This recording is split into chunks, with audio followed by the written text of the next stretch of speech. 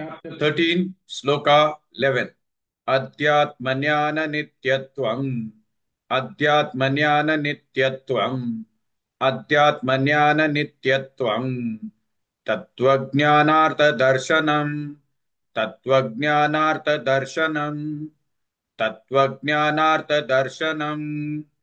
Adhyatmanyana nityatvam. Tattvajnanartha darshanam. Adhyatmanyana nityatvam. Tattvajnanartha darshanam.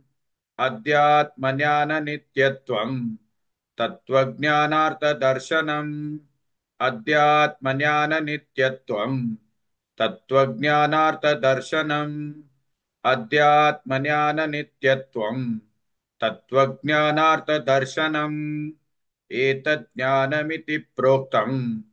एतज्ज्ञानमिति प्रोक्तम् एतज्ज्ञानमिति प्रोक्तम् अज्ञानं यदतोऽन्यथा अज्ञानं यदतोऽन्यथा अज्ञानं यदतोऽन्यथा एतज्ज्ञानमिति प्रोक्तम् अज्ञानं यदतोऽन्यथा एतज्ज्ञानमिति प्रोक्तम् अज्ञानं यदतोऽन्यथा एतज्ज्ञानमिति प्रोक्तम् अज्ञानं यदतोऽन्यथा एतज्ज्ञानमिति प्रोक्तम् अज्ञानं यदतोऽन्यथा एतज्ज्ञानमिति प्रोक्तम् अज्ञानं यदतोऽन्यथा अध्यात्मज्ञाननित्यत्वम् तत्त्वज्ञानार्थदर्शनम् एतज्ज्ञानमिति प्रोक्तम् अज्ञानं यदतोऽन्यथा.